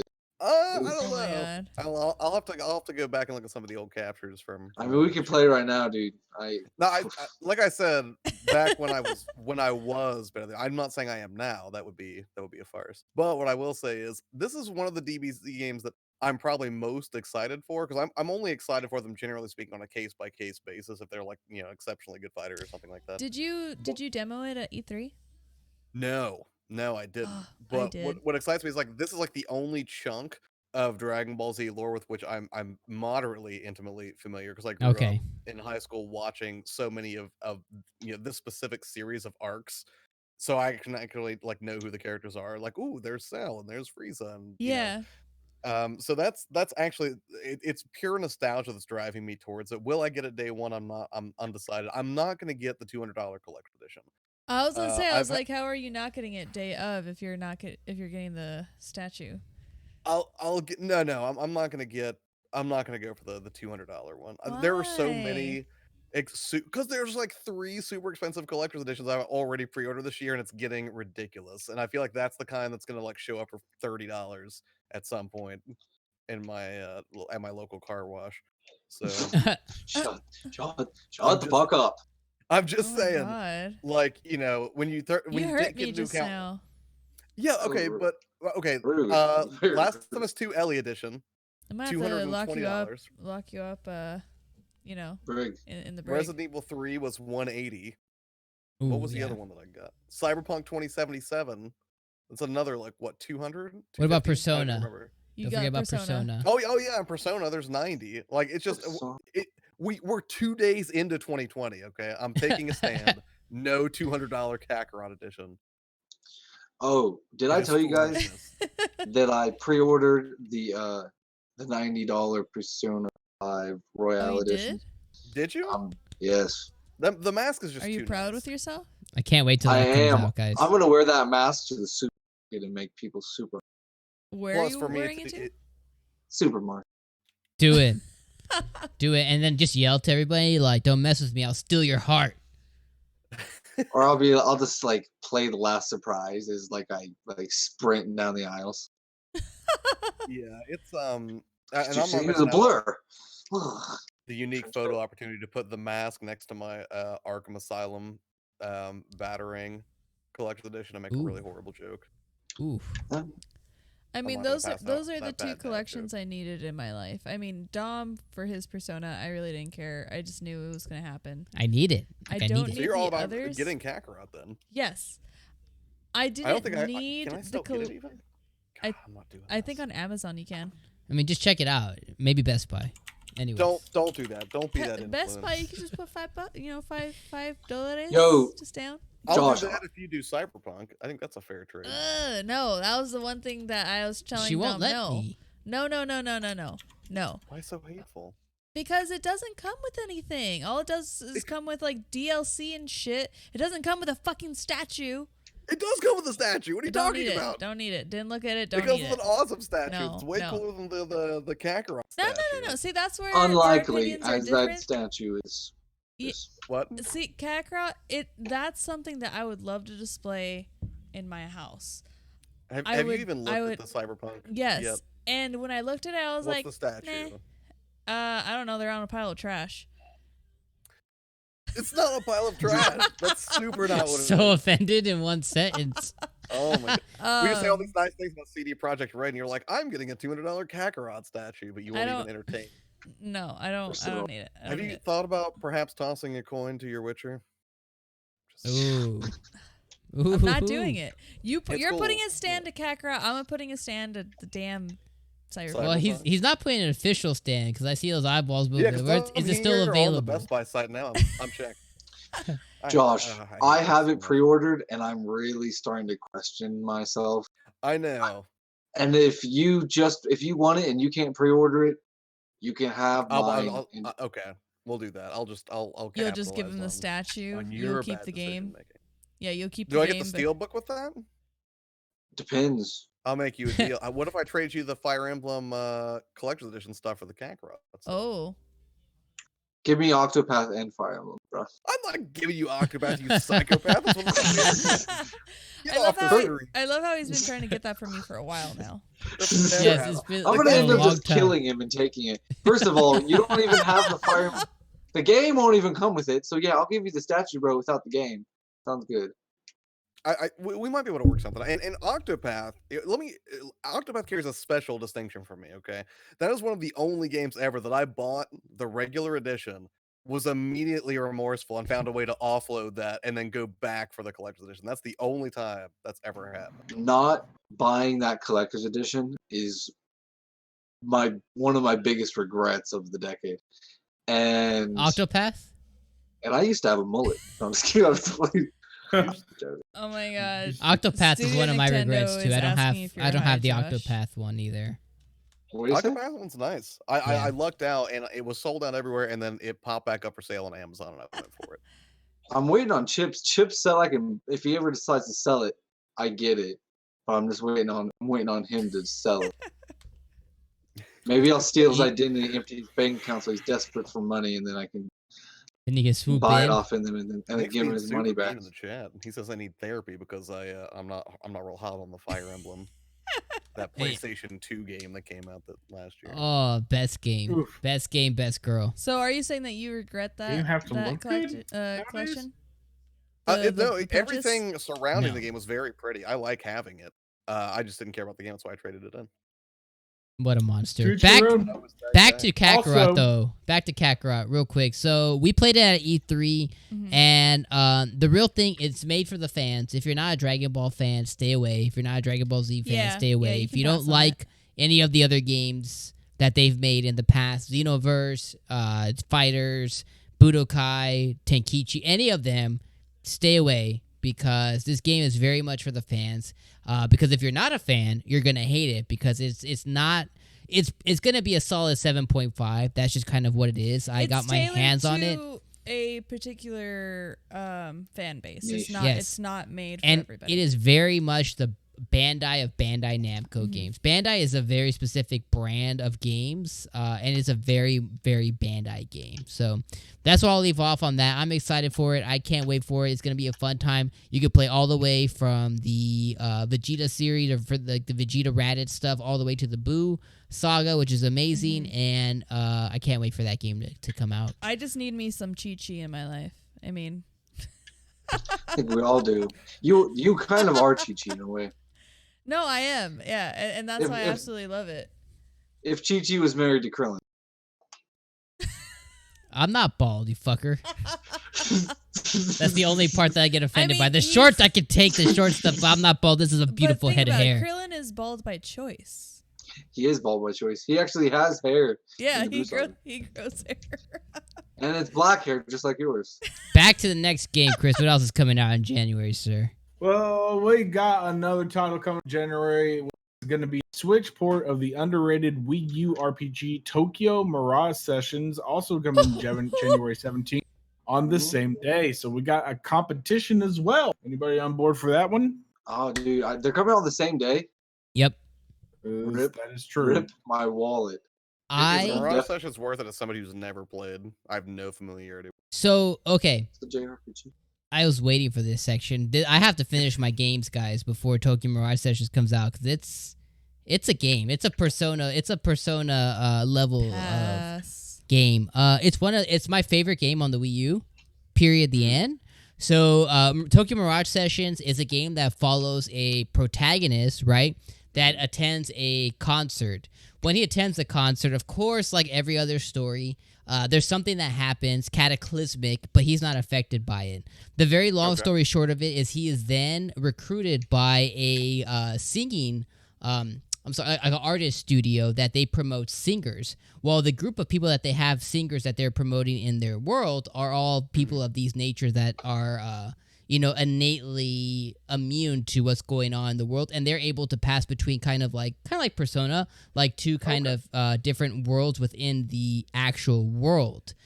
You then are able to get Persona-style characters that are actually from the Fire Emblem universe, and they are like your personas, like your confidants that you're able to control and manipulate, and they provide you armor. So the game has this really unique style. It has these different things meshed. It's like Persona storytelling mixed with Shin Megami Tensei like sprinkles with the Persona battle system, and then Fire Emblem is like the characters that they decide to use as characters you can manipulate. But battling's amazing, the battle system's awesome, the story is fantastic, it's super unique because there's never been a JRPG or just really good RPG that explores the music, and this game is very much centered around music. And then you have Fire Emblem. Yeah, then you have like Fire Emblem as well that's kind of like thrown in there, and the game is just so good. It's so underrated. It's one of the gems on the Wii U. If you like this style of game, it's definitely one of the best games. Yo, Gunslinger, welcome to Looting Armor. Thank you for following on Mixer and on Twitch. You're the man. But it's definitely one of the best games on the Wii U, definitely slept on. So if you guys haven't played it, please play. I'm going to be doing tons of Let's Plays. I'm going to be doing tips, all kinds of stuff on YouTube where you guys should subscribe if it's your first time. YouTube.com/GameLeaders4. You know, you can do exclamation point YouTube to get to the channel. But it's going to be a fantastic time. I can't wait for this game. I need to get through my backlog because if I don't, I will never get to some of these games that I have right now. Because once Tokyo Mirage Sessions comes out, along with Budokai, I'm pretty much done until March. So yeah, that's that. Well, there's final two things coming here in January. Here we got a PC release of Monster Hunter World's Iceborne expansion on January 9th, which personally I haven't gotten through the original PC port, so I probably won't be picking that up. But as well as that, we also have Blizzard releasing, which is anticipated. It says anticipated, but it depends on what community you're in. Probably one of the considered a masterpieces of the RTS, but like Hero Dota style RTS sort of blend, and that's Warcraft 3 getting its Reforged remaster coming January 28th. For me, that's not going to be a day one pickup. I didn't play much of Warcraft 3. I played 1 and 2 and kind of fell off the boat and then got into WoW. So I'll pick it up at some point, but probably not at the full price tag. Personally, I don't even know if that's coming to anything other than PC. I'm assuming they're going to release it on other stuff at some point, but I don't know for sure. Are you talking about which one are you talking about? Talking about Warcraft 3 Reforged. I don't know if that's going to be PC exclusive or what's going on with that. More than likely, I would assume, yeah. I want to backtrack for like half a second. I think there's going to be a new Monster Hunter on the Switch this year. Ooh, that'd be fun. Yes, that is. I think Capcom has confirmed that they're working on something exclusive to the Switch, but they haven't given us anything more than that. Because look at Monster Hunter Generations. That's like $30 brand new. And it's been out for a minute, and it's like they put out Iceborne last year. Port. Like, yeah, I think it's time, dude. That would be cool.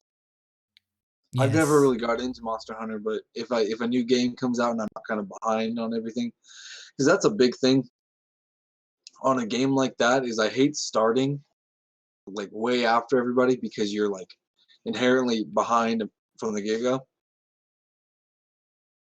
It's just a pain in the ass catching back up. But that'd be a cool August game. I think that's when the last Monster Hunter came out. Yeah, I think that's very likely. It's just a when behind that, and I think it's really awesome because now they have all this clout and all this just backing from what they've done with World. World is one of their best-selling games ever for Capcom. So now they have what they did in World, and if they can make something exclusive just for Switch owners, and they typically have been a Nintendo brand for a very long time. They were on the PSP. They were on the PlayStation 2, and then they were primarily Nintendo 3DS and for a while. So I'm very interested to see what they're gonna do with it being handheld, with it being on the Switch. It'll probably end up being something between Generations and World, but I'm just interested to see on what a Monster Hunter is gonna look like, especially in the day and age now. So I think that'll be a real thing to see, especially because with World existing, I think it's gonna be. It'll be. I'm just really excited. I'm a Monster Hunter fan now. I wasn't before. She has always been, but I'm very excited for a Switch exclusive Monster Hunter. Very cool. Sorry to completely derail the entire subject of January games, but I had to say that because I thought of it. Absolutely. Yo, what up, everybody in the chat? Thank you guys for joining. So with all that being said, we're talking about Nintendo. Another game that came to Nintendo in 2019 was Dragon Quest XI-S, and the developer and creator of it said that there might be something else coming in the Dragon Quest universe. Another thing in the pipeline, indeed. Dragon Quest XII has been confirmed by the series creator. Prepare to be slimed once again. There was a Yuji Horii tweeted a New Year's message on January 1st, 2020, discussing everything he and his team had achieved in 2019. Part of this included saying that production on Dragon Quest XII has begun.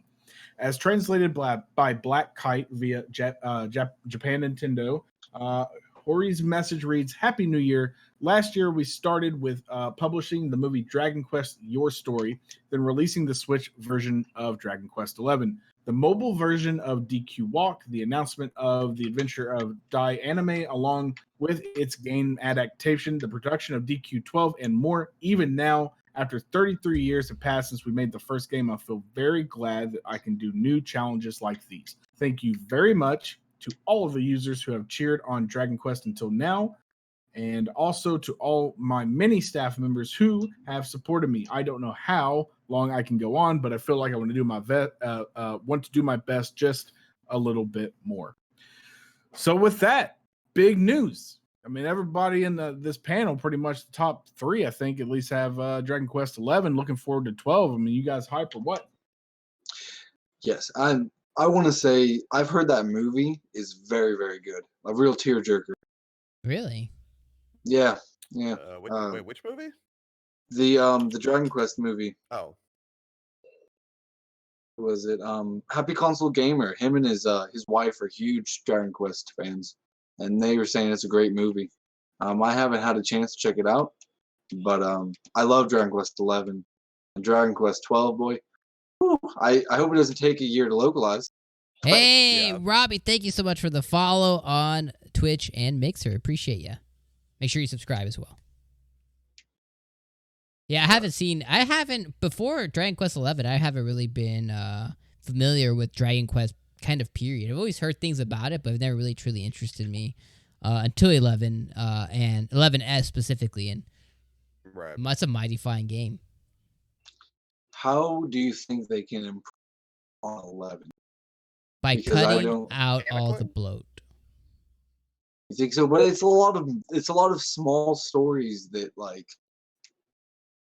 add like depth to it. Like you're going along your journey, but you're slowly, affecting the lives of the characters and experiencing their many stories within your story. No. Well, I one of my main criticism of JRPGs, and I think Dragon Quest is one of the more classic JRPGs, right? I think Persona has really reinvigorated what a JRPG can be, but Dragon Quest is a very traditional JRPG, and what a traditional JRPG does is they require you to spend a lot of your time leveling up. And Dragon Quest 11S introduced the ability to fast forward your time, right? So you could do that quicker. But I would like a game that's not necessary. Like, allow me to between town Oogie Boogie and town Boogie Woogie, between these two towns, whatever mons I naturally encounter or whatever I'm doing, right, I am able to level up and just be ready for town B.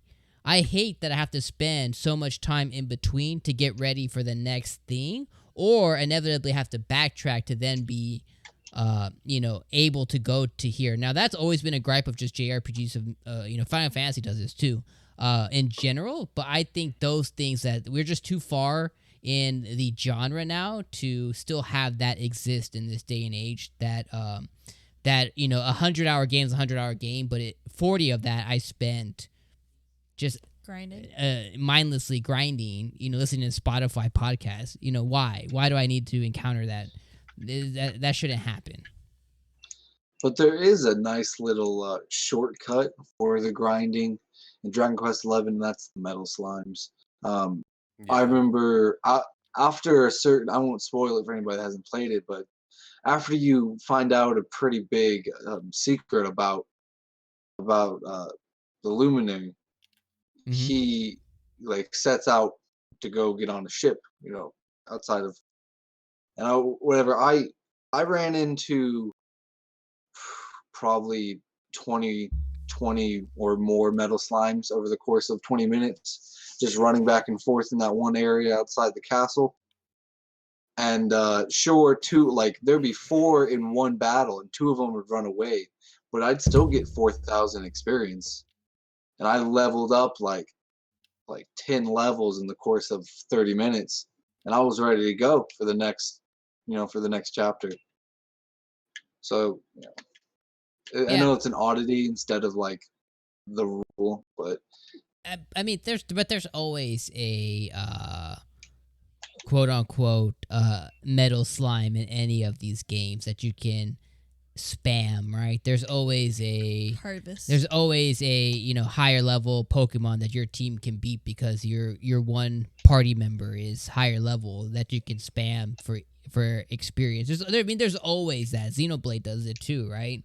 But what I'm saying is I love for that not to have the need, if there wasn't a need for that. Like, just traditionally going through this, let me go through 60 hours of great story instead of 100 hours of 60 hours spread across 100. That's my gripe. That's fair, I guess, yeah. So, I don't know. I think they just need to kind of reinvigorate what it is because, again, I think the JRPG genre has moved forward, as even with Dragon Quest XI, it's really good, but I still feel like it is still 2010 Final Fantasy X coming out. It's still in that level of what it does. It doesn't do anything for the genre. It's just another good game in it. And I hope that makes sense. It does. It's not, it's the JRPG equivalent of Marvel Spider-Man. Yeah. That's like best way I think I can. Yep. Agreed. Josh, anything you got over there for Dragon Quest 12? I wouldn't finish Dragon Quest 11 before I get too pumped for 12, but like Okay, Jake said, it's fair. gonna be like at least if you know if Japan's gonna get Dragon Quest 12 next year, then we're not getting it till 2022 probably, or at the beginning of it would be my guess. Yeah. I like Dragon Quest 11 a lot, but what drives me in it most is the story of the individual characters and how everything sort of coalesces. It's less the mechanics, and for the reasons you've outlined. Like, there's nothing fundamentally wrong with them. If anything, they're probably ironclad in terms of the way they, put forth the standard, turn-based JRPG. And as I understand it, a lot of the governing math behind, all of how the attacks and the progression plays out is largely unchained from the early days of Dragon Quest entries. A lot of it's just been carried over and given a fresh coat of paint in the modern age. But when it comes to that, like it's fine. It's perfectly competent, and I enjoy it enough when I'm doing boss battles and stuff. I almost wish I didn't find out that you could just assign tactics and basically let the game play itself for those grinding affairs, because I think I enjoyed it more when I was doing everything manually. As soon as I found out I could automate everything, I was like, I lost a lot of incentive to grind and play, Yeah. because I was like, well, I'm not gonna be able to do this as efficiently as the machine can do it, obviously. See, So I'm playing it mostly for the story. see, we talked about this, Josh. I feel like I don't trust the machine. The machine is not my friend. All I know is whenever I tell it to play conservatively, that is, keep everybody alive. If I assign that kind of strategy to the team, like they do fine. I'll just walk them around for an hour or two and just let them tear things up, crank the speed up as high as I can get it, and then basically just rush to the next story beat. Because I love these characters. Like Sylvando's amazing. Hey, Senya and Warrior Rug, thank you so much for the follow on Twitch and Mixer. We appreciate you. Thanks, guys.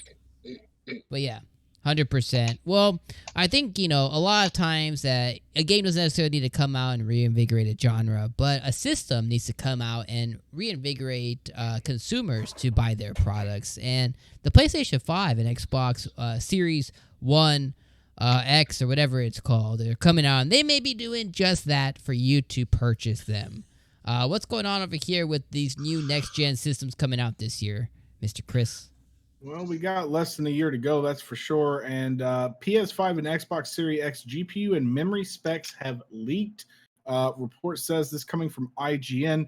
According to a lengthy report from Digital Foundry, as published by Eurogamer, the PS5 will reportedly feature a 9.2 teraflop GPU. Compare that to the PS4, which featured a theoretical max of 1.84 teraflops. Now that's a huge improvement in cycles that it can perform. The PS5 will also reportedly feature GDDR6 memory, which is identical to AMD's RX 5700 Navi cards, and pretty much that's what's going on in the standard in the NVIDIA world too. They're on GDDR6. So they'll be pretty much the latest and greatest in the GPU memory and clock cycles. It'll be competing right up there. Reports also suggest the alleged PS5 GPU will be able to switch between 3 modes in order to offer backwards compatibility with PS4 and PS4 Pro titles, while a Gen 2 mode is evidently what the PS5 will normally be running next-gen games on. According to the report, its 2 separate Gen 1 and Gen 0 modes will be the allowance for that backwards compatibility. The Gen 1 mode will basically, what it'll do is it'll take everything that's inside it and basically set it to clock speeds and bandwidth of a PS4 Pro, basically emulating itself just by tuning down its own specs. So it's going to have basically just emulating a PS4 within its own specs. As for the alleged Xbox Series X GPU, the report suggests there is less comprehensive data, but points to some interesting notes. A processor referred to as Arden is found in the data acquired, but is incomplete. Digital Foundry describes the supposed Xbox Series X GPU as frankly ginormous, with signs of pointing to a possible target of 12 teraflops. Speculations about the 12 teraflops have been swirling around for some time now, and you can read those thoughts on the internet as well. in its correlation to the Xbox Series X's price tag. So this is pretty incredible what they're talking about there, because the 2080 Ti, which is the modern, like, best, kind of thing we can see on a PC, is basically 16.3 teraflops. Like, that's everything under your your 3D modeling and kind of your studio cards, which are the Titans or whatever they're called. So you're seeing just under, like literally just under, if the 12 rumor is true, you're seeing just under what you can do on a PC with the Series X, and what PS5 is doing as well is right up there with being really modern, hardware under the hood. So I mean, it's going to be interesting to see what these consoles pump out. I'm interested to see the design of the PS5. Because all we have to go on right now is that demo one that the development kit, which looks terrible. The boomerang, so bad. Yeah, so hopefully within the next couple months we get to see at least a glimpse of what it looks like. I don't think they're gonna do a reveal at the Sony conference or whatever coming up. So yeah, February, March would be nice, and then they go more into like a deep dive at E3. Well, they're probably not. Does anyone know if they're going back to E3 or not? I don't know. They haven't been there for they weren't there this last year. They haven't announced anything, so I mean, there's a chance, but they've been so far like out of the loop. Like, I mean, apart from their little directs they've been doing, Microsoft's been, Microsoft's the one we've been talking about with xCloud, and they released the Series X specs, and we have a visual picture of it. We know what it looks like, and it's not going to affect people like what they're going to buy, because people aren't making, if someone really wants a PS5, be like, well, they haven't shown it yet, so I'm going to pre-order the Xbox. Yeah. So just a little bit of like insertion here too is like, basically where the PS5 is landing is somewhere between a 2070 and a 2080, which is really impressive. I mean, 2070 is a 7.5, 2080 is 10.1, so it's basically like a gap between. It's almost a 2080 in performance. And then if it is true on the Xbox side, that's basically between a 2080 and a 2080 Ti. So these are some powerful machines. And we don't know really at all what the PS5 is going to look like. I mean, we know bits and pieces, but like they have been pretty tight-lipped on it. A couple of thoughts I have is, I think what excites me the most about this is we're going to have really powerful machines by the end of this year. Now, NVIDIA may come out with another GPU. Inevitably, they will, right? ATI may come out with another GPU, which they will. But the thing that excites me the most about these boxes is they have the horsepower of 2070, 2080.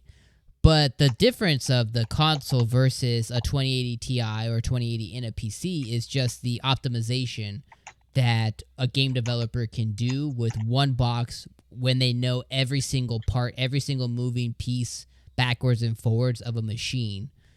This generation, we have seen a 6 teraflop Xbox One X that it almost rivals probably, I would say, somewhere like a 1070 GPU right now, maybe 1060, 1070, somewhere right around there, maybe give or take a little bit depending on the game. And considering that they did that with 6 teraflops, if they get double that just tells me that they're going to be unlocking some things that they couldn't this generation for the next one.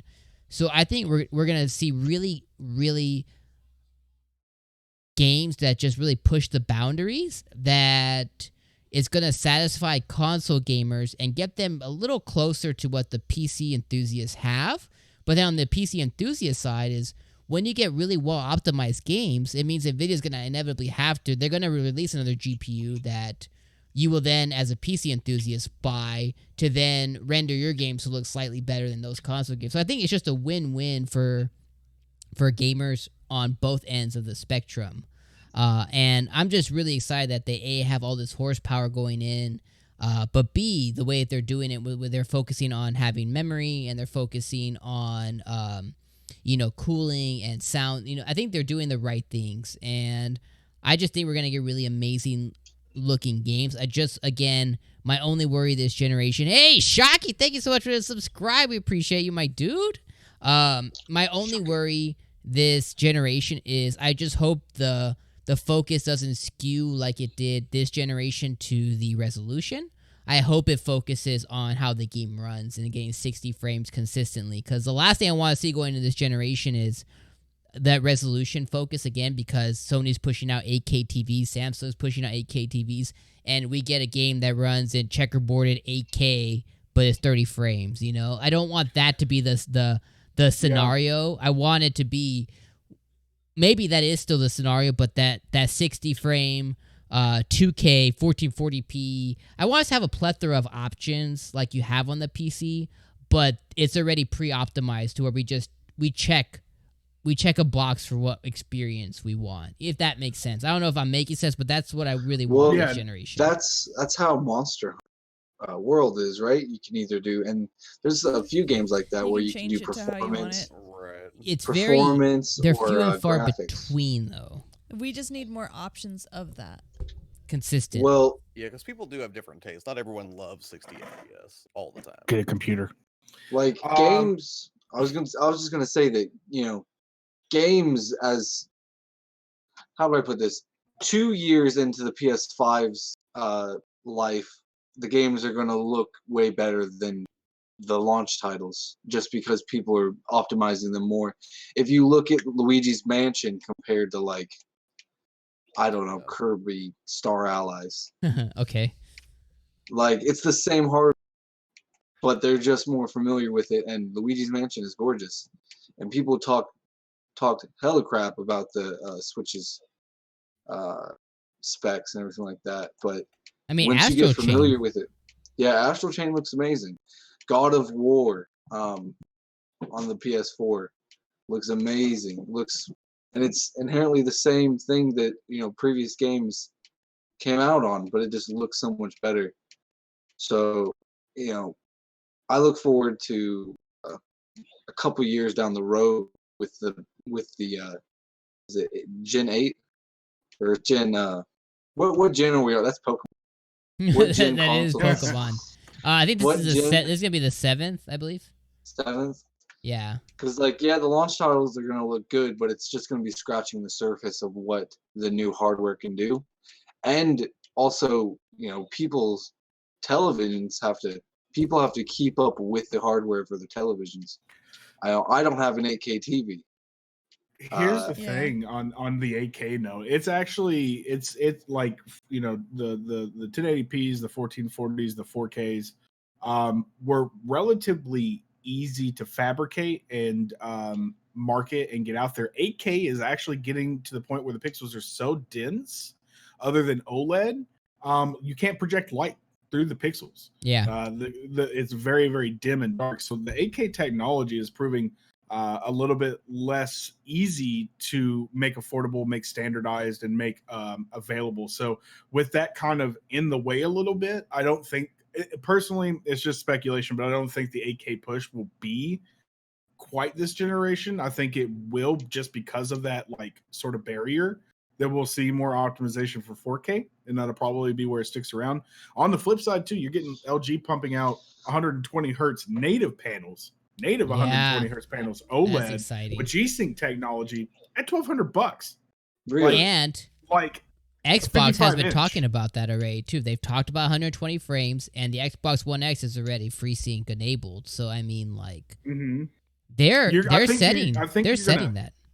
I think you're gonna actually. fingers crossed, but I think you're going to see a 1440p 4K golden age is what I think you're going to see from this. I think you're going to see.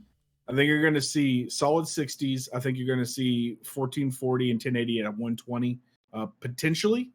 I don't know for sure, but we'll see at least 60. Think this way, man. Think Halo Infinite, right? Halo comes out this year, next first quarter next year, whatever it is. Halo Infinite comes out, and you can play it super ultra, whatever the max setting would be. The max equivalent setting on the computer would be in 60 frames on a home console, right? Not only are you getting next gen graphics, and I'm doing quotations, right?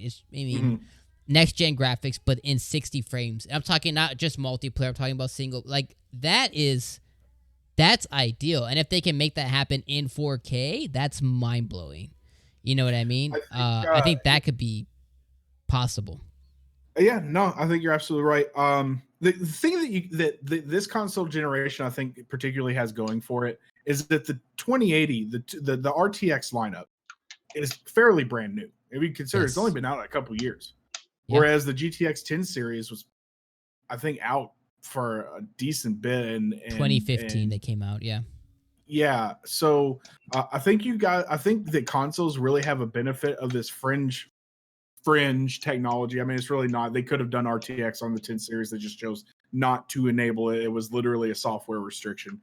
But that being said, we are going to see where consoles are now going to have the lighting quality, which, I mean, look, for what it's worth, I didn't think it'd be a big deal. RTX is actually very beautiful. It does add another immersive layer, just like audio does, just like more polygons does, just like turned it on. Does. It killed the GPU, but I turned it on, and it's something. You know? It is, and you know what? You're going to have a device that's going to be able to run it natively. It's not going to be limited by, it's going to be optimized for that. And I do think that because of that, you're going to see some beautiful games, even at launch. I know, Jake, absolutely correct. As time goes on, as the software and the toolkit is available to developers to optimize further, absolutely, you're going to see gorgeous games at the end of the life cycle. But another thing, too, is that you're going to start seeing the 3 series coming out probably not long before this life cycle runs its course. Yeah. And you'll actually probably be right on to the next one there, too. So I think we're falling in line a little bit more with like the PC jumps as we start to get harder and harder technology to advance as well. So yeah, and my last thought on when we're gonna see the PS5. Don't forget, CES is just around the corner too. So not only are we gonna get to see technology from TV makers with 8K whatnot, there may be a chance that we see Sony show up, maybe not with the console exactly, but maybe gameplay or what the console can do on some of these theoretical TV sets. Maybe we do get a 120 frame TV set that's coming to mass market that they show gameplay on. I don't know, but it could happen. CES is around the corner, so there's a chance that maybe we get our eyeballs on the PlayStation 5 sooner than later. Also, Kane0316, thank you for subscribing. Appreciate you. Josh, any thoughts on the next generation of consoles this year, my friend? So when it comes to the next generation of consoles, when it comes to graphical fidelity, I almost don't care at all. Now that sounds terrible. I'm not saying I don't like a good looking. I love a good looking game, and you're right. Like these incredible technical benchmarks we've had on console with games like like God of War, like Death Stranding, that look incredible. They're great, and I love a game that looks amazing. But I'm more interested in how they channel the power of these next generation consoles into ways that really improve the experience beyond just visual aesthetic. And kind of it ties into it too. But like I want to see things like improved like water and particle physics. I want to see improved crowd density. I want to see bigger and bigger worlds that feel more plausible, where it's like where it doesn't feel like people are just like kind of walking placeholders, right? Yeah. Where it feels like, I mean, we've made huge strides. Like if you go back and play Grand Theft Auto 3 today, and then you try to compare that against Grand Theft Auto 5, I mean, it's a night and day difference in terms of like how much more lived in that world feels, right? And of course, them hookers almost are lifelike. Oh yeah, like you can. No, I'm not gonna go there. But what I will say is, like that's the thing that excites me the most about like as the power of each generation improves. Like right now, I feel like everything is an improvement over the early days of 3D. Like when I think about almost any game in a post original PlayStation world, I'm almost always amazed. And as long as the artistic merit of a game as well, then it can stand the test. Like I joke about like Fire Emblem being like, that looks like a PS2 game, but artistically, it's going to stand the test of time really well. Like that art style is going to hold up. It's still going to be an enjoyable game like 10, 15, 20 years from now. So in that way, I guess it Yeah. almost reminds me like the bit wars of yesteryear, where people will be like, "Well, now it's 16-bit," and I remember like having arguments with friends in high school about like how much better the GameCube was going to be than the PS2 graphically and stuff like that. But nowadays, I'm more interested in like show me something crazy that's really going to blow my mind. Like I feel like we're hitting this point of almost diminishing returns graphically. Um, I mean, obviously, there's always going to be improvements to be made, and I'm sure we're going to see some amazing things. And I'll probably eat these words, but that's the thing I'm most excited about for that technology and how it gets applied. Are things like, just showing me more immersive, more realistic environments. I guess not just visually, but like density, where it's like, oh man, I've seen 40 NPCs and none of them said the same things twice, or Yeah. like I don't know, like it's like when you look at the crowds in the original Assassin's Creed game versus the crowd density of a later Assassin's Creed title and how many more people there were running around, but then there were also a lot of like repeat character models. Like that's what I want to see in terms of technological leaps forward. Yeah, that's kind of that's kind of what continues to interest me so much when it comes to Nintendo and how they push the boundaries of their graphical kind of fences that they have up based on their system that they have in place, because they typically do have the games that do tend to stand the test of time, because you can still go back to like a lot of games that exist today on the Wii or the GameCube. N64 is kind of the one that is definitely an outlier, but you could definitely go back to SNES games, NES games, and because of the graphical decisions that they made, they stand the test of time. So a lot of times Nintendo kind of interests me a little bit more on what they're doing from that point of view, just because again, in 20 years you can't go back and play them. Going back and playing a PS2 game is a little bit rough, but going back and playing Luigi's Mansion on the GameCube, you can still do it. Wind Waker on the GameCube, you can still do it because of the artistic decisions that they made. I'm gonna say this, and it's a bittersweet statement for me to make, but I will say I'm most excited for the future of streaming games and Stadia-like platforms, because if you want to talk power, give me an infinitely scalable server farm that can serve up things that a home console could only, or a home PC even, could only ever dream of. When you pit it against the might of like thousands of computers working in tandem to deliver an experience that we do not yet dream of. That's what I want to see. When the infrastructure give me that. support it. Give me that in immersive VR. That's it. Yeah, that's fine. Yeah, plunge me into the Oasis. Like I'll tell you what, the first time there's some tech company, it's like, hey, we can put a port in the back of your head. I'll be first in line. I'm there. I'm probably gonna trigger Lily Pad. She's still in here too, but the Oculus Quest I think is a step in the right direction that we need. Although, have you seen the Pima 8KX? No, but it's two 4K displays. It's about this big. Oh my god! But I just checked it out the other day. It's like 2,000 or 3,000. It's kind of neat. It doesn't have the Brickhoff, welcome to the Looting Army. Thank you so much for following. Thank you, sir. It doesn't have the screen door effect quite so bad. It's actually quite clear. It's impressive.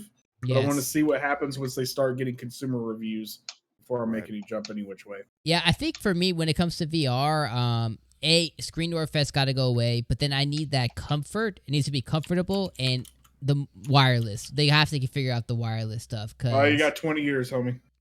And I mean, maybe that's the reality, but I think that's what we need to get figured out for me to fully be immersed into VR. Unless you're just gonna chip me up, then chip me up, daddy. Take me to cut a hole up in here, put the chip inside. I'm ready. My body's ready. Let's get there. Yeah, let's just cut off the middleman.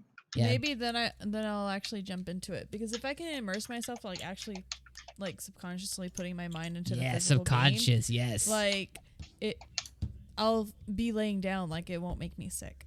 So I think that's definitely something that I wouldn't mind doing that. No, I threw that scary, in the chat. Yeah. Or what D-Dub said, just make it out of cardboard. It's fine. It's the future. Cardboard is our future. But any other thoughts on this generation's upcoming consoles? I'm still excited for solid state to become the norm. I want to see it drive down solid state prices so that I can edit faster without having to pay like Yeah, I mean, $1,000.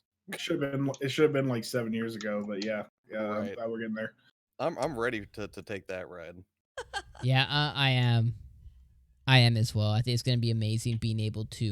I think kind of what the systems do now, like the sleep mode, being able to jump right back in where you left off, is kind of always a very nice quality of life thing. And this is just going to improve those features even more so. Or just do a chipset. So on that note, Yeah, he's dropping facts. let's go ahead and get our outros going, starting with the man, the myth, the bandana himself, the Jake and the Bacon, the mother effing guy. What's up? What you got? Outro me. What's up, guys? I've been surprise trading this entire LootCast, and I've gotten doo-doo. So if you want to trade me a shiny, yo, So if you got... please tell me that you don't throw the trash back into the No, I don't keep it. I don't. I'm not a monster. Okay. Yo, people on here, if you have a shiny Gengar, G-Max, or a shiny Drillodon G-Max, and you want either a shiny G-Max Grimmsnarl or a shiny G-Max Corviknight, hit me up. We'll make a deal. Make a deal. We can make a deal. But yeah, fun episode. A lot of stuff to look forward to this year. It's going to be a great year for the LootCast. It's going to be a great year for everybody on here, their personal channels, everything like that. You can check me out. The link is in the chat.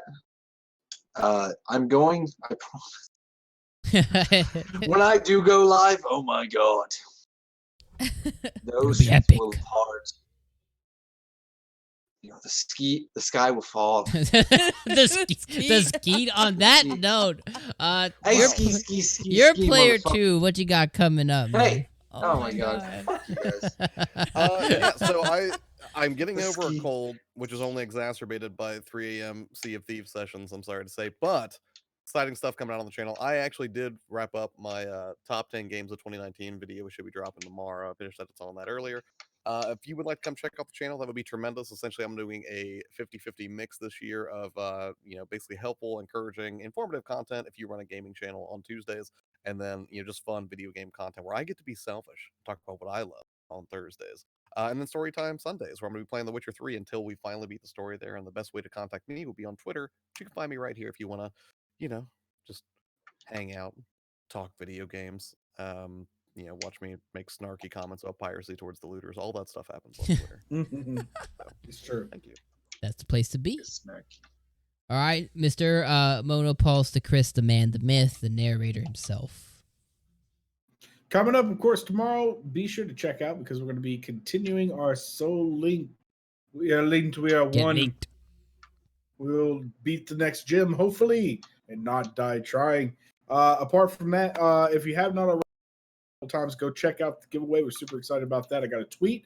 I'm going to pin a tweet. Dom should pin a tweet too. Make sure everybody's informed on that as well. And then as we move on, more Game Looters content will be added to GameLooters.me, whether it be podcasts, whether it be reviews, whether it be links to featured videos that we want to get out there. Be sure to check out. You can register. We've got like features. You can share on Facebook, Twitter, all that good stuff. So be sure to hop on over to GameLooters.me as well as being developed and curated as we speak and growing a little bit every week. So be on the lookout for that too. Beautiful. Well, guys, thank you guys so much for joining episode 30 of the LootCast. We appreciate you guys here, no matter where you guys are listening on services across the world, whether you listen on Spotify, Apple Podcasts, YouTube, Mixer, or Twitch. Make sure, if you guys haven't already, make sure you guys follow. Make sure you guys subscribe on any or all of the platforms.